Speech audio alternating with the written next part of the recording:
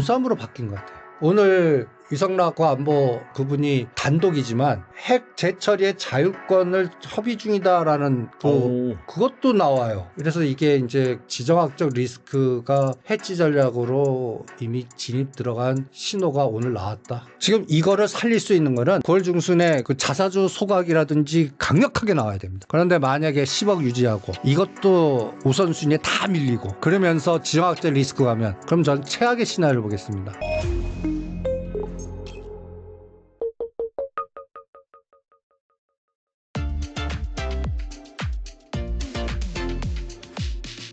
이번엔 좀 개별 섹터 관점에서 좀 여쭤보고 싶은데, 한미 정상회담에서 이 마스카 프로젝트가 언급되면서 구체화가 됐습니다. 근데 이게 처음에는 약간 재료 소멸, 세론 관점에서 조선주가 하락하나 했더니 그 다음부터 무섭게 또 조선주가 상승을 하고 금일 시장이 안 좋음에도 불구하고 또 일부 몇몇 기업들은 또 좋은 흐름을 보였더라고요. 조선주는 좀 어떻게 보시는지 궁금하네요. 조선주도 선별하자가 이제는 네. LNG 수송선이나 그 약간의 그 개념보다 군함 잠수함으로 바뀐 것 같아요.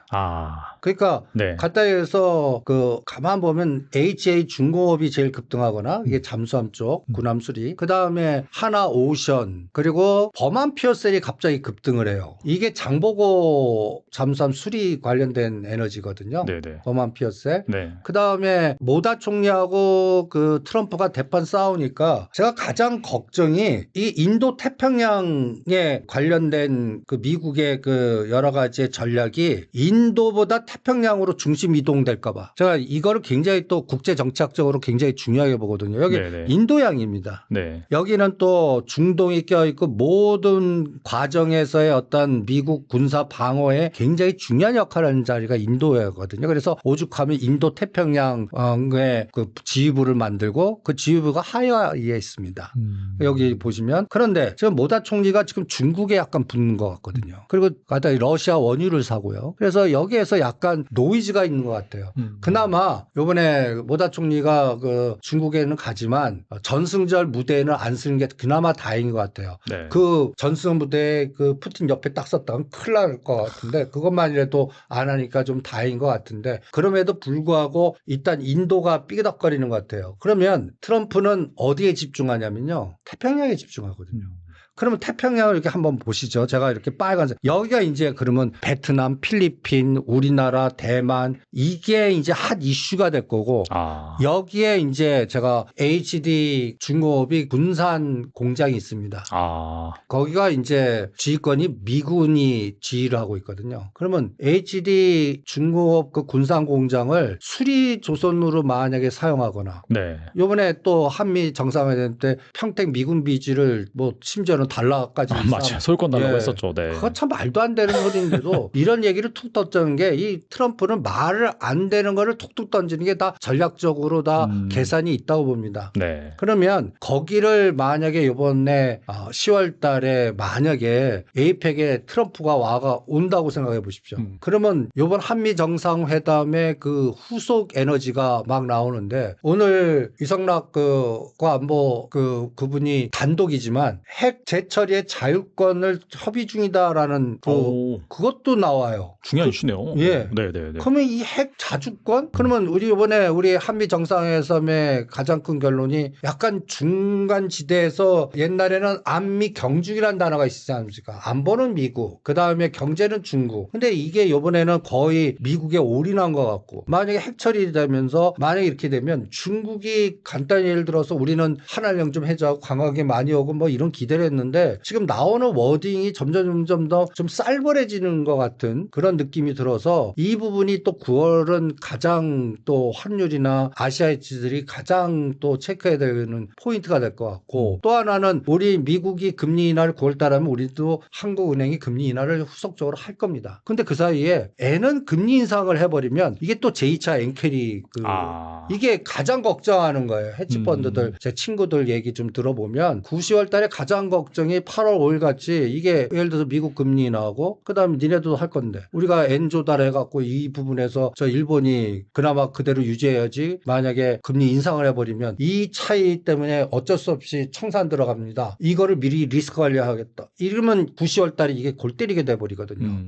그래갖고 그거를 검증하는 게 굉장히 중요하지 않을까. 그래서 일단 9월 달을 저는 금리 변수하고요. 그러니까 각 나라의 그 10년짜리 그 스프레드를 자꾸 볼래요. 미국 그리고 단계 2년짜리 10년짜리 우리나라 10년 그다음에 미국 10년의 또 스프레드 그리고 N과 원의 그 스프레드 이런 걸 계속 추적해 가면서 해지들이 캐리를 걱정할 정도까지 들어가는 상황이 나오냐 안 나오냐 이것도 한 연준이가 금리 결정할 때까지 그때까지 들여다볼 겁니다. 그래서 모든 상황이 8월 달 그래도 말까지는 그나마 괜찮았다가 이번 주말을 거치면서 뭔가 상황이 완전히 뭐 달라진 거 아닌가 뭐 이런 생각이 들어서 그냥 리스크 관리하시는 게 어떻겠나 이런 생각이 듭니다. 네. 방금 말씀하신 걸 지정학적인 리스크가 커지면은 제 생각에는 약간 종목마다 섹터마다 양극화가 심해질 것 같고 특히나 이제 뭐 조선 같은 경우에 앞서 저희 군함 말씀하셨는데 이쪽은 더 오를 수도 있겠네요. 사실 어떻게 보면은. 그렇죠. 그러니까 그게 에너지를 뺏어가 롱숏이 무서운 게요. 그럼 그쪽 살리기 위해서 삼성전자 SK 팔아갖고 그렇죠. HD, 현대중공업, 하나오션 이런 걸로 들어간다는 얘기예요. 그리고 또 핵이 얘기 나오면요. 이거는 또 얘기가 또 달라지거든요. 그러면 핵 처리. 그러면 지금 원전은 단기 조정으로 봅니다. 왜냐하면 그동안 그 6월 만기를 끝나고 9월 달까지 했을 때 가장 기관과 그 외국인들의 추세적인 게 두산 에너빌리티라든지 한전기술 이게 롱으로 많이 걸렸어요. 네. 이게 숏으로 바꿔버리면 안 되거든요. 청산돼 버리면. 그래서 군함 조선 관련주로 올라가도 원전이 지금 8월 20일 대비 단타 나왔다가 다시 빠지는 거는 이 11일 날 청산 물량이 만만치 않아요. 그게 털리고 가버리면 예를 들어서 한전기술은 요번에 8만 원 초이까지 갔거든요. 그 근처까지 갔다 가거나 그 다음에 두산 에너비티가 요번에 5만 1,000원 찍고 갔단 말이에요. 그 비슷한 가격까지 청산 들어가서 가버리거든요. 그러니까 이 부분이 금융투자나 그동안 합성해서 그나마 끌고 왔던 게 청산돼 버릴까 봐. 요게 지수를 거의 그동안 주도했던 것들을 꺾어먹는 거리가 되고 또 하나는 2차 전지주가 그러면 급락을 해버려요. 그동안 5월 말이 바닥이었고 그나마 잘 올랐는데 이 2차 전지주들이 그나마 삼성전자, SK가 중국 에너지가 붕괴되면 안 되는데 이것도 같이 동반되면 이거는 완전히 같이 숏이 나오기 때문에 엔솔 기준으로 26만 원에서 44만 원이면 이거 반까지도 떨어요. 그럼 32, 3만 원까지 빠질 수 있거든요. 그러면 이게 전체적인 시장을 완전히 그래서 70%숏 걸리고요. 20,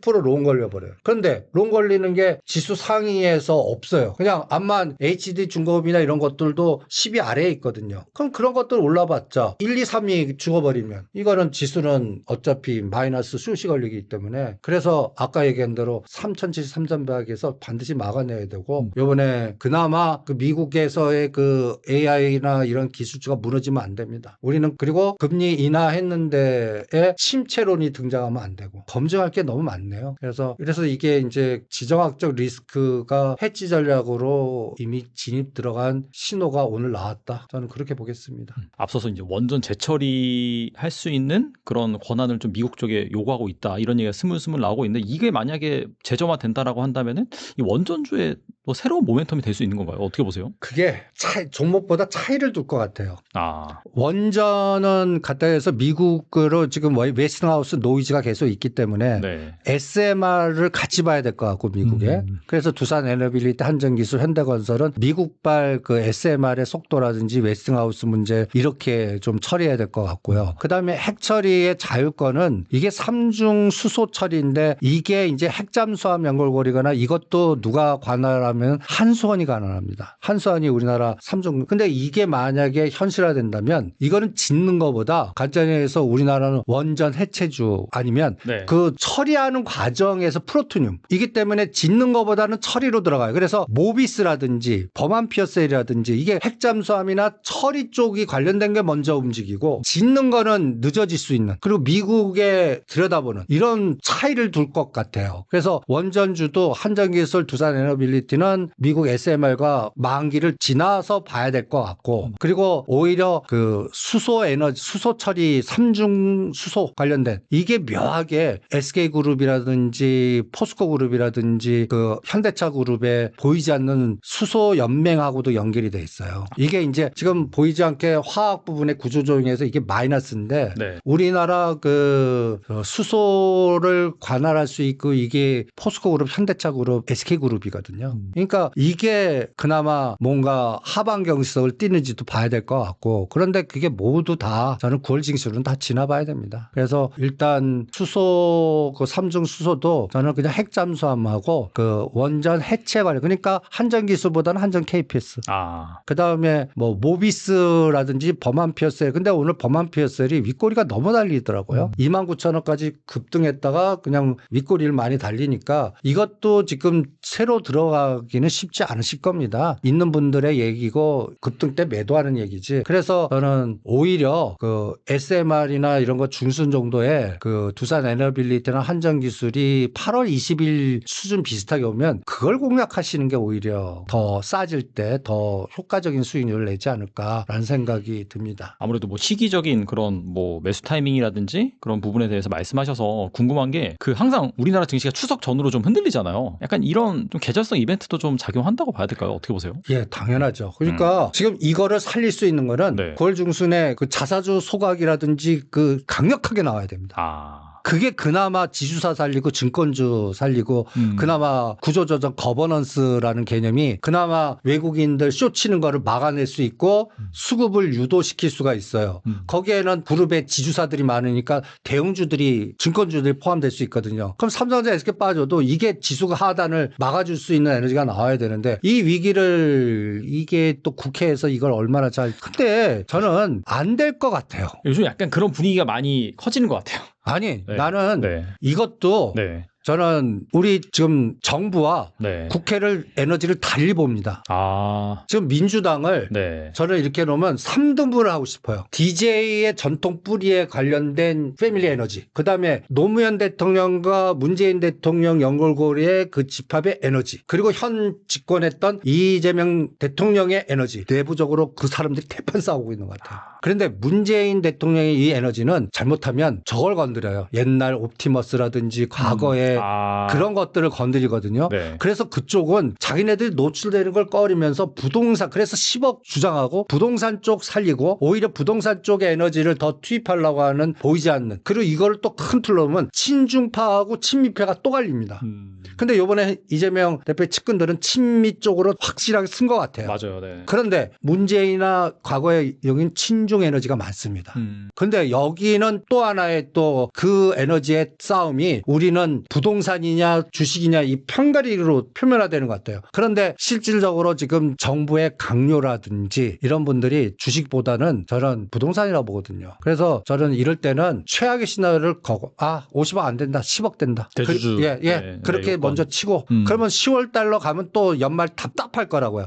그래서 코스닥 종목의 개별 종목들은 안 하는 게 정답인 것 같고 10월 달 가면 이 진지적 가다가 다시 이게 또 연말까지 가면 10억이 50억이 그대로 돼야 본전인데 그 다음은 또 그쪽은 또 계속 그냥 내년도에 봐야 될 것 같고 그러다면 뭐가 남았냐 할 때 저거라도 대줘야 될 것 같아요. 그 3%라고 분리과세하고 네네. 저것만이라도 해주라. 자사주 의무소가. 이것만이라도 해주면 주도주가 그래도 우량주에서 나와요. 그러면 지수는 크게 3천은 지지할 거라고 봅니다. 그런데 만약에 10억 유지하고 이것도 우선순위에 다 밀리고 그러면서 지정학적 리스크 가면 그럼 저는 최악의 시나리오를 보겠습니다. 2,750, 2,850까지 맞고 가고 금연장 없다. 그리고 내년에 다시 보자. 이거를 9월 달에 검증을 해야 될 것 같고 이거의 가장 결정이 9월 중순에 이건 연준이 금리와 9월물과 12월 이게 9월 중순에 다 뭉쳤어요. 그래서 저는 자사주 의무 소각이라도 좀 제발 좀 나와라. 그것만 하면 그냥 3,050, 3,100에서 막아내고 그래도 30%에도 회전이 되면요. 물린 거 견딜 수가 있어요. 그래서 기다렸다가 다음 순환이 되고 수익 난 것들을 팔아서 물린 걸로 이동하거나 조절할 수 있는데 그것도 안 나오면 주도주마저도 부러져 버립니다. 그럴까 봐 이게 9월 달에 제가 가장 고민하는 부분이어서 저는 9월 11일, 12일을 가장 중요한 마디로 봅니다. 그게 이제 그 정도 되면 이제 거기서도 뭔가 터닝이 없어요. 그럼 10월달 연휴 굉장히 길지 않습니까? 그때까지는 뭐 그냥 장이 없다고 보는 거예요. 그러면 추석 지나서 보자 뭐 이런 논리가 나올 거고 그러면은 미국도 그때 좀 도와줘야 되는데 미국마저도 금리 인하했는데 엔비디아가 또 박살나버리면 그러면 이게 양쪽이 죽어버리면 서학 투자자도 물려요. 네. 네. 우리도 물려요. 그럼 무슨 재주가 있겠습니까? 견디는 수밖에 없고 그러면 레버리지 일으키신 분들이 골 때리게 돼버린단 말이에요. 그렇겠네요, 진짜. 예. 그래서 오늘 첫 발자국이 저는 굉장히 찝찝합니다. 그래갖고 제가 8월 말까지는 괜찮게 봤거든요. 8월 말까지. 이제 뭐 순환이 되고 뭔가 잘 풀리고 뭔가 했는데 요번 주말 들어오면서 제가 파생시장에서 상방을 하방으로 180도 다 바꿔버렸어요. 그래서 요번에 8월 4일이 선물 기준으로 418이었고요. 그 다음에 8월 20일이 정확하게 저점이 417이었거든요. 그게 종합주가 지수로 3050입니다. 요번에 이거 공격 하나 볼래요. 그래서 요번에 435를 돌파했어야 되는데 그게 실패했고 오늘 425가 훼손됐어요. 네. 순식간에 10포인트가 날아갔거든요. 이거 데미지가 파생시장에서는 굉장히 커요. 그러면 못해도 420에서 막아내야 됩니다. 이게 3100 시나리오예요. 이거를 선물이 410, 20도 못 막아낸다. 그러면 한 3조에서 5조 쇼 걸렸다는 얘기입니다. 그럼 바스켓 매도 나왔다는 얘기거든요. 그러면은 두들겨 맞고 간다. 그게 11일까지의 그래서 청산되면서 간다. 롤오버보다. 이렇게 판단하겠습니다.